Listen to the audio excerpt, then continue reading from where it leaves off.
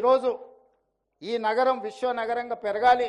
పదే పదే చాలా సందర్భాల్లో చర్చలు వచ్చినప్పుడు ఆంధ్రప్రదేశ్తో పోటీ పడదాం, మనకంటే అమరావతి ముందుకెళ్తుంది. మనం అమరావతితోని ఆంధ్రప్రదేశ్తోనే పోటీ పడేది, ప్రపంచంతోనే పోటీ పడదాము.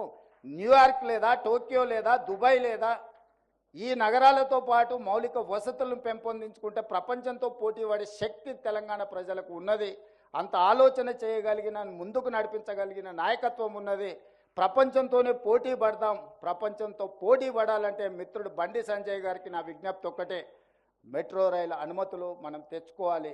చెన్నైలో తమిళనాడులో ప్రతిపక్ష పార్టీ ఉన్నా అక్కడ ఆమోదించారు, క్యాబినెట్లో పెట్టి. కర్ణాటకలో కాంగ్రెస్ ప్రభుత్వం ఉన్నా కూడా మోడీ గారు బెంగళూరుకి మెట్రో రైలు ఇచ్చిండ్రు. ఈరోజు ఒకనాడు 2వ స్థానంలో ఉన్న హైదరాబాద్ మెట్రో ఈరోజు 9వ స్థానానికి మనం పడిపోయినాము. ఈ 9వ స్థానం నుంచి మనం ముందుకు రావాలి అంటే పెద్దలు వినోద్ కుమార్ గారైనా, నేనైనా, బండి సంజయ్ గారైనా మెట్రో విస్తరణ కోసం, రీజనల్ రింగ్ రోడ్డు కోసం, రీజనల్ రైల్వే లైన్ కోసం, అదేవిధంగా డ్రై పోర్ట్ కోసం, డెడికేటెడ్ గ్రీన్ఫీల్డ్ హైవేతో పాటు రైల్వే లైన్, బందర్ పోర్ట్ కోసం, ఈ తెలంగాణ అభివృద్ధి కోసం మనందరం కలిసికట్టుగా పనిచేయాలి.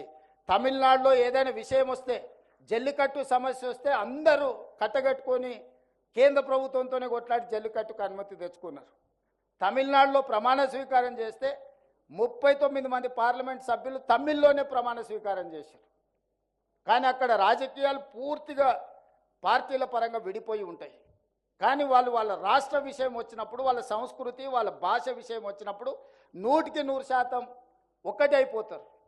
మనం కూడా తెలంగాణ విషయంలో పెద్దలు కిషన్ రెడ్డి గారు వస్తారనుకున్న వారు వచ్చినుంటే వారికి విజ్ఞప్తి చేసేవాడిని. రాబోయే క్యాబినెట్లో మనం మెట్రో రైలు, ఎందుకంటే క్యాబినెట్ అప్రూవల్ ఉండడం ద్వారా మనం కేంద్ర ప్రభుత్వం సహకారం అందితే వేగంగా ఈ నగరాన్ని అభివృద్ధి చేసుకోవచ్చు. ఈ అభివృద్ధికి సంబంధించిన విషయాలు, అదేవిధంగా యంగ్ ఇండియా స్కిల్స్ కాలేదు, అది మధ్యలోనే ఉన్నది. ఈ ప్రాజెక్టును తిరిగి ముందుకు తీసుకువెళ్ళాలంటే సాగర్జీ సహకారం సంపూర్ణంగా అవసరం ఉన్నది. గతంలో ఒకసారి గవర్నర్ గారు తేనీటి విందుకు పిలిచినప్పుడు నేను వారితో ప్రత్యేకంగా మాట్లాడిన. మహారాష్ట్ర ముఖ్యమంత్రి ఫడ్నవీస్ గారు ఆ రోజు వారు ఉప ముఖ్యమంత్రిగా ఉండే, సాగునీటి పారుదల శాఖ మంత్రిగా వారు ఉన్నారు.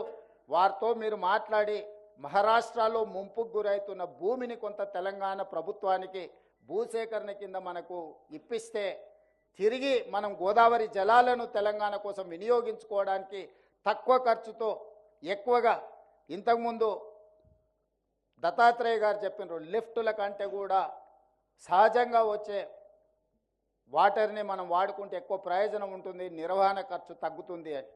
ఈరోజు ఆ గోదావరి జలాలను ఆ రకంగా వినియోగించుకోవాలి అని అంటే సాగర్జీ అనుభవం, సాగర్జీ పరిచయం ఈరోజు తెలంగాణ రాష్ట్రానికి అవసరం ఉన్నది. ఈరోజు ఫడ్నవీస్ గారు మహారాష్ట్ర ముఖ్యమంత్రిగా ఉన్నారు.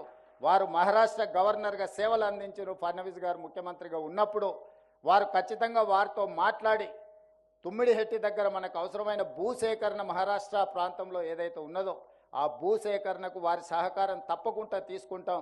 నాకు ఎలాంటి భేషజాలు లేవు. తెలంగాణ రాష్ట్ర అభివృద్ధిలో భాగంగా ఎవరి సహకారాన్ని తీసుకుంటాను, ఎవరినైనా నేను కలుస్తాను.